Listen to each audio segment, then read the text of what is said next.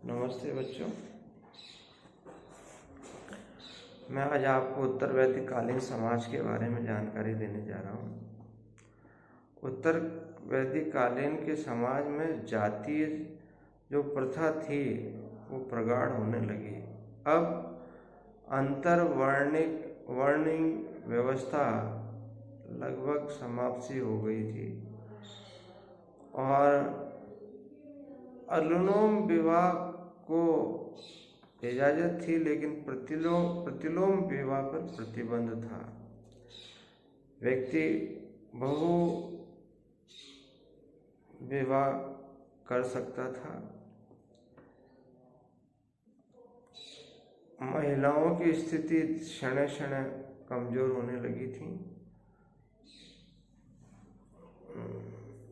बाल विवाह को प्रारंभ कर दिया गया था और विधवा विवाह पर रोक लगा दी गई थी। ये इसके प्रमुख विशेष बातें हैं तत्कालीन समाज की। जो सबसे महत्वपूर्ण है उत्तर वैदिक काल में वो विवाह के प्रकार।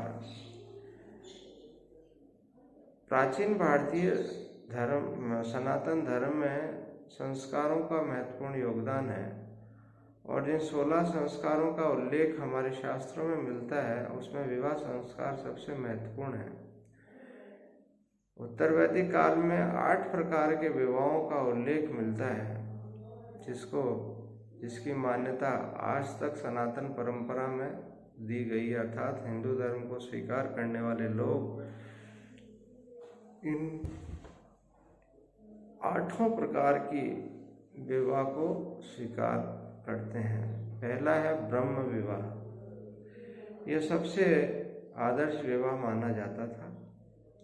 इसमें विवाह शास्त्रों की सहायता से संपादित किया जाता है।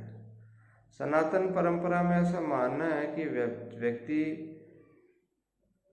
का जो विवाह है वो एक प्रकार से 2 परिवारों का समागम है और यह परंपरा 7 पीढ़ियों तक चलती है, ऐसा सनातन धर्म के अनुसार माना जाता है। तो उसमें सबसे सर्वश्रेष्ठ ब्रह्म विवाह माना गया है। दूसरा है देव विवाह। यह केवल पुजारी वर्ग के लिए था।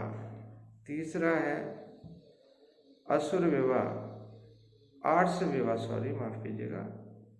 विवाह में दुल्हन या वधू की कीमत गाय और बैल से आंक कर वधू के पिता को दी जाती थी, अर्थात एक तरह से वधू का मोल कर लिया जाता था। चौथा है प्रजापत्य विवाह। इस प्रजापत्य विवाह में न तो दहेज दिया जाता था न बहू की या वधू की कीमत ले दी जाती थी, यानी कि सामान्य विवाह होता था। पांचवा गंधर्व विवाह। यह एक तरह से प्रणय विवाह था, लव मैरिज आज की भाषा में यदि बोलूं तो। इसमें विवाह प्रथम दृष्टि में देखने से एक दूसरे के प्रति सम्मोहित होना इस विवाह की विशेषता थी। इस विवाह के लिए राजा ही योग्य माने जाते थे। उन्हीं को यह अधिकार था कि वो अपनी इच्छा के अनुसार कहीं भी विवाह कर सकते हैं।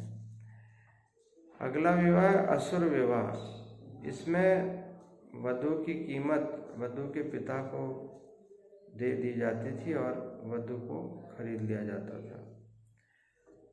अगला विवाह राक्षस विवाह है। इस विवाह पद्धति में लड़की को वर भगा कर ले जाता था और उससे विवाह संपादित कर लेता था। और अंत में है पिशाच विवाह। ये बड़ा अलग तरह का विवाह था। इसमें सोती हुई वधू को वर उठाकर ले जाता था और उसे जबरदस्ती उससे विवाह कर लेता था। ये एक प्रकार से मैरिज बाय फोर्स थी, जिसमें वधू को मौका ही नहीं मिलता था कि वो अपनी बात को रख सके, और इस प्रकार से यह विवाह संपादित होता था। उत्तर वैदिक काल में विवाह के प्रकार ही महत्वपूर्ण है। बाकी राजनीतिक व्यवस्था के बारे में अपन कल चर्चा करेंगे। धन्यवाद।